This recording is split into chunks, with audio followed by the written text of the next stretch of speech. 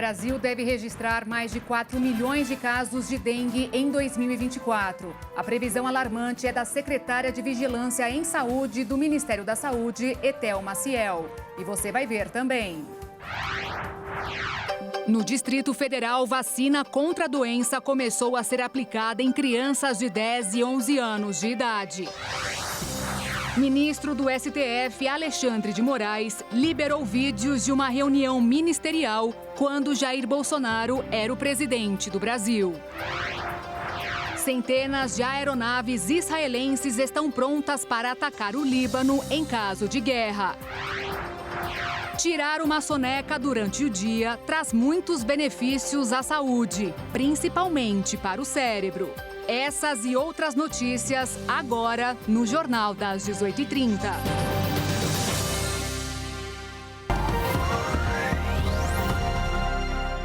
Olá, 18 horas e 33 minutos pelo horário de Brasília. E você vai acompanhar os principais destaques de hoje do Brasil e do mundo.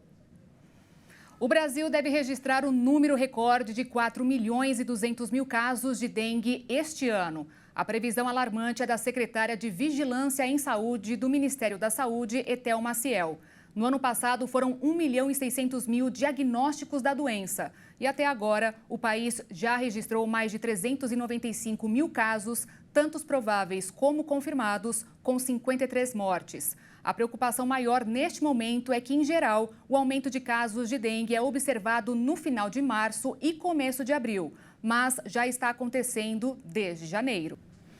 E depois de muita expectativa, hoje finalmente começou a campanha de vacinação no Distrito Federal pelo Sistema Único de Saúde contra a dengue. A cidade que apresenta a maior incidência de casos no país recebeu mais de 70 mil doses que serão aplicadas em crianças de 10 e 11 anos de idade. O Distrito Federal recebeu exatamente 71.708 doses da vacina Qdenga.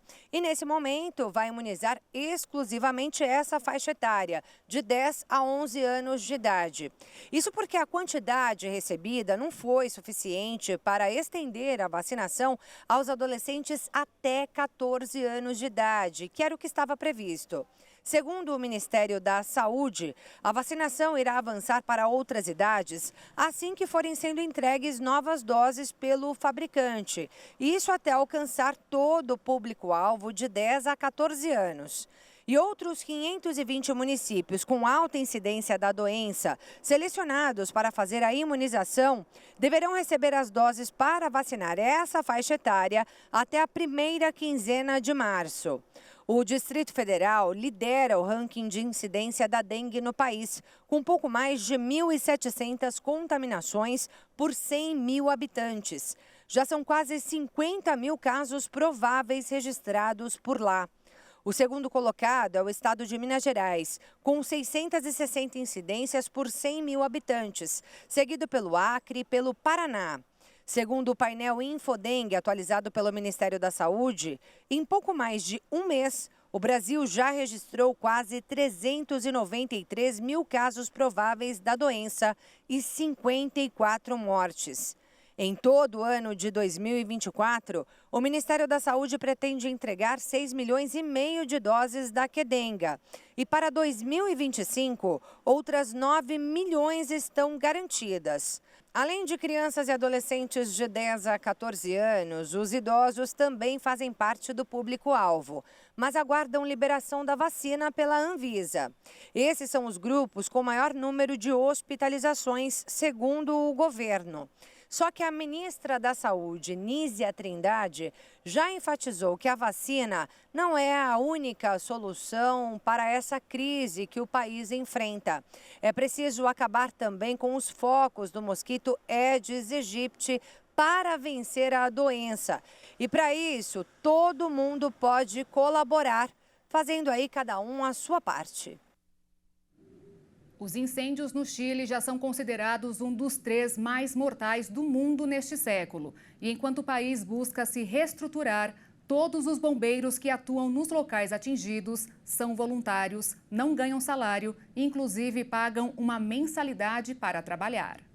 No Chile, os governos, principalmente municipais, apoiam com cerca de metade das verbas para comprar material, veículos, gasolina e o restante dos gastos são pagos com campanhas, bingos e contribuições. Além disso, os brigadistas gerenciam os próprios quartéis e contam com uma aprovação de 99% da população em emergências. O modelo chileno é uma tradição enraizada, permeada pelas palavras altruísmo e orgulho. A primeira campanha voluntária surgiu em 1851 em Valparaíso, cidade vizinha à tragédia recente que, naquele ano, foi palco de outra série de incêndios devastadores. O exemplo, então, foi se espalhando pelo país, que é acostumado a conviver com desastres naturais, fazendo os bombeiros exercerem papel essencial, como visto no último desastre nas províncias de Valparaíso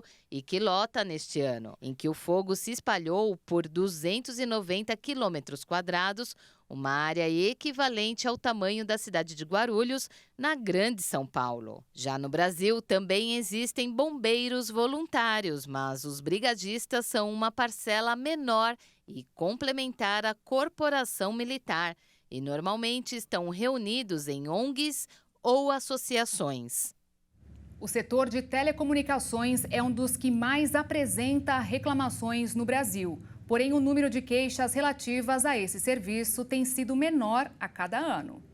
Os serviços de telecomunicações, um dos que mais atraem críticas de clientes em todo o país, encerrou 2023 com menos reclamações. De acordo com os dados divulgados pela Conexis Digital, com base na compilação de números da Anatel, a redução de 24% em 2022 representa uma constante nos últimos 5 anos, em que percebe-se uma queda de 56%. De acordo com a Conexis, 2 fatores estão por trás desta diminuição dos índices. O primeiro é o sistema de autorregulação das telecomunicações, que completa 4 anos em 2024 e melhora a relação do consumidor, além de desenvolver o setor. O segundo decorre da plataforma Não Me Perturbe, que bloqueia ligações de telemarketing de diversas empresas em determinados setores. Atualmente, o sistema tem mais de 12 milhões de números cadastrados, com quase 1 milhão acionados apenas em 2023. Na divisão por tipos de serviço, a maior queda foi registrada na TV por assinatura, em que o volume de queixas recuou cerca de 30%. Em seguida, vem a telefonia móvel, com queda de 26%, e próximo da banda larga fixa, com 13,5 pontos. A concessionária de energia elétrica Enel recebeu uma multa de 165 milhões de reais por causa do apagão em São Paulo no dia 3 de novembro do ano passado. Mais de 300 mil residências ficaram no escuro em consequência de um temporal que caiu sobre a cidade. Depois de analisar o problema, a Agência Nacional de Energia Elétrica concluiu que a Enel cometeu uma infração prevista na legislação, que é a de implantar, manter e operar equipamentos inadequados. A concessionária não se manifestou sobre a punição. A Anvisa quer saber a opinião da sociedade em manter a proibição de cigarros eletrônicos no país. E ainda, centenas de aeronaves israelenses estão prontas para atacar o Líbano em caso de guerra.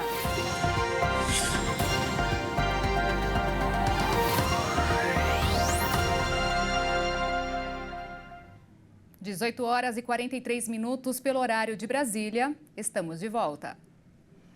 A consulta pública aberta em dezembro pela Anvisa sobre a regulamentação dos cigarros eletrônicos termina hoje. A agência quer a opinião da sociedade em manter a proibição desses dispositivos no país.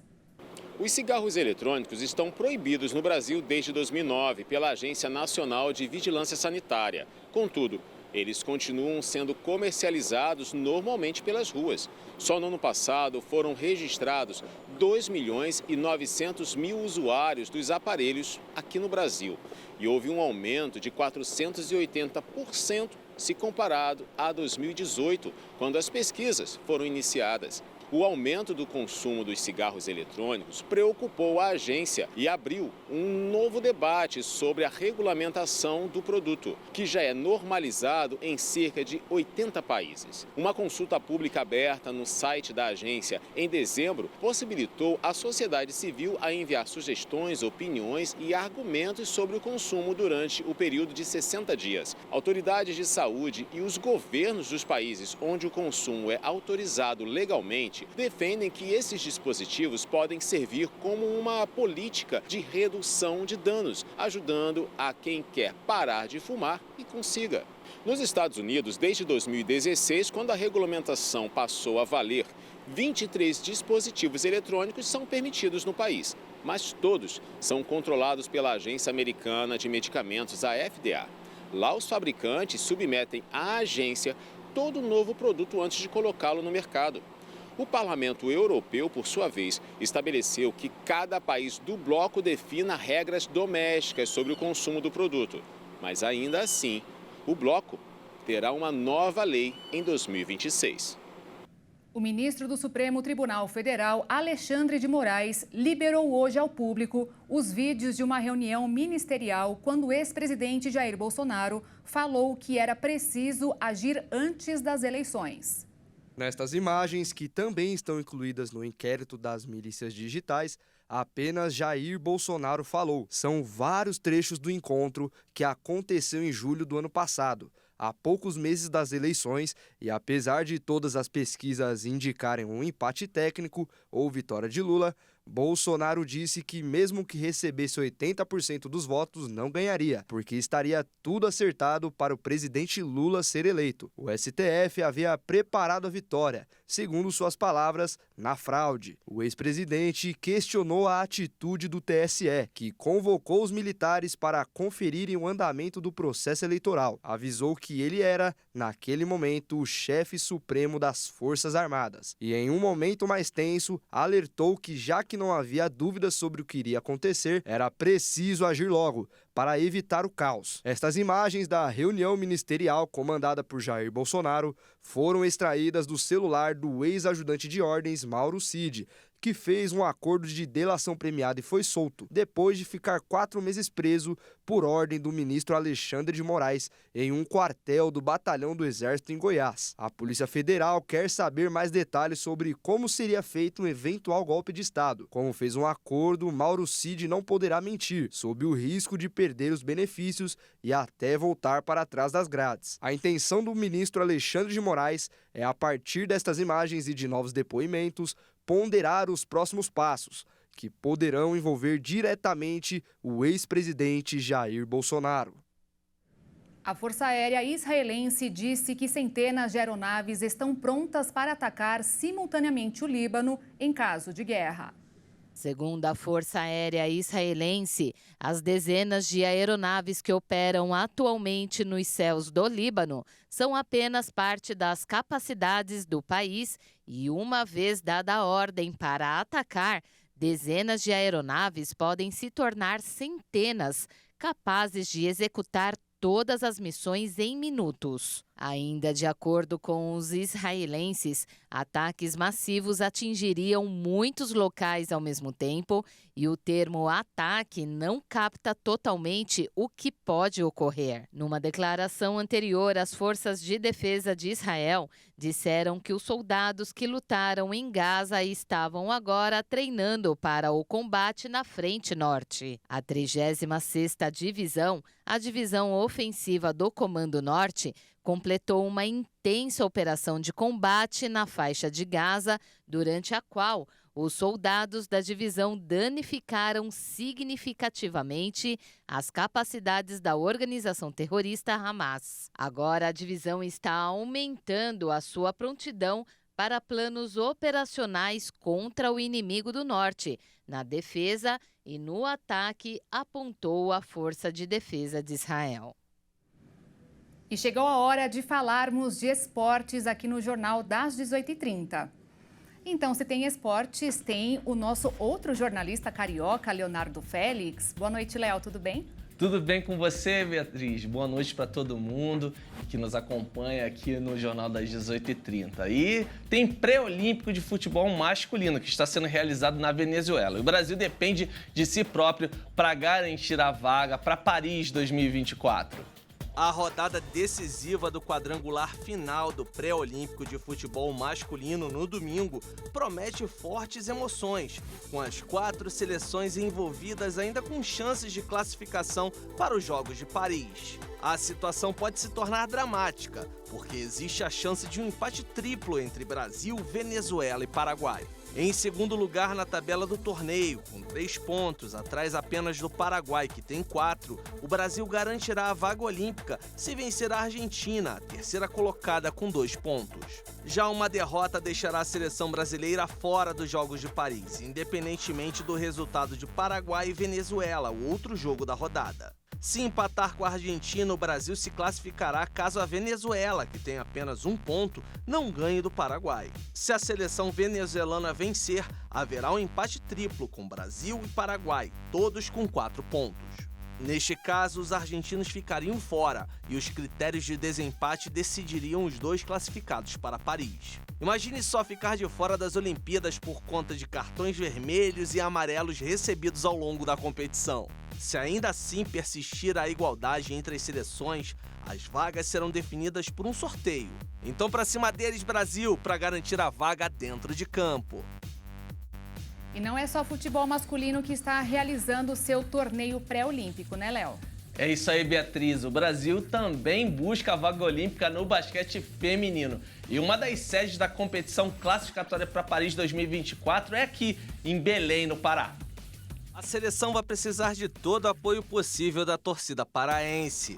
Na estreia da competição, derrota para a Austrália por 60-55.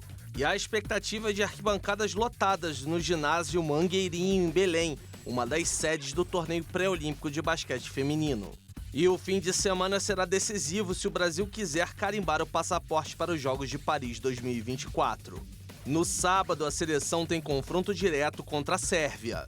E no domingo, as donas da casa enfrentam as alemães. A Alemanha e a Austrália, que venceram suas partidas na primeira rodada, lideram o grupo.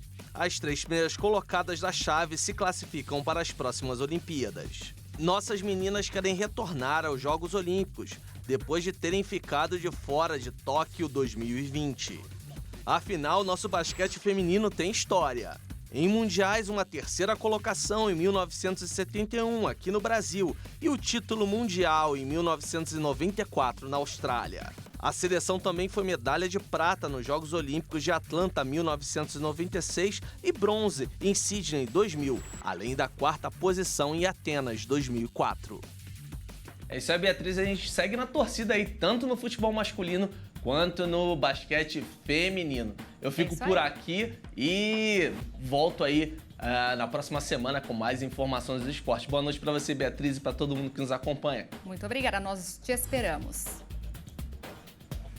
E olha só, tirar uma soneca revigora o organismo de várias pessoas, principalmente o cérebro. Esta pausa funciona como uma recarga, que até acelera os pensamentos, sem contar que aumenta o tamanho do cérebro, o que pouca pessoa sabia até agora.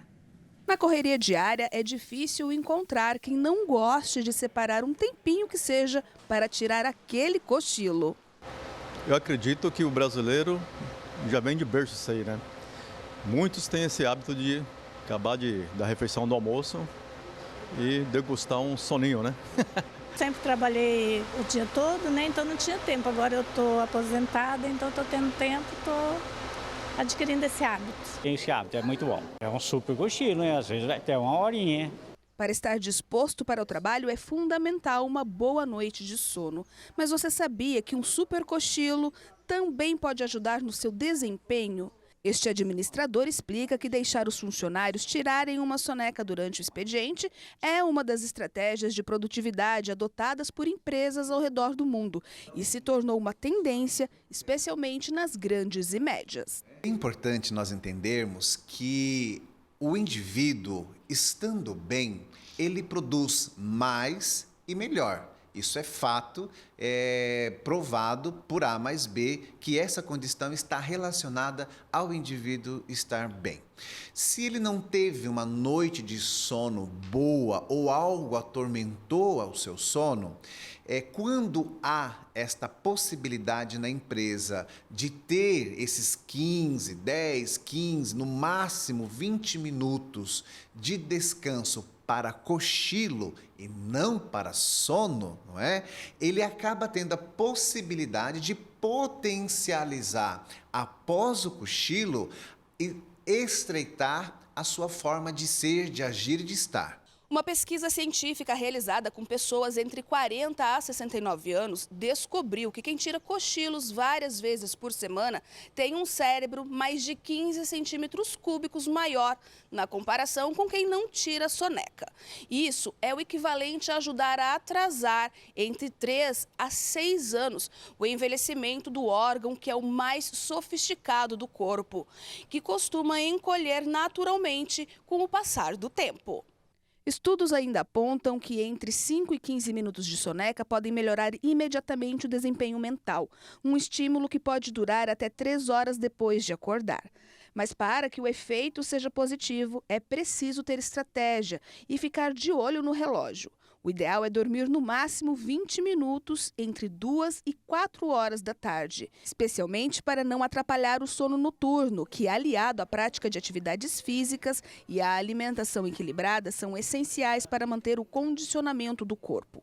Este professor, que coordena um curso de educação física, lembra que os benefícios do sono têm sido usados, inclusive, como recursos de treinamento para atletas de alto desempenho.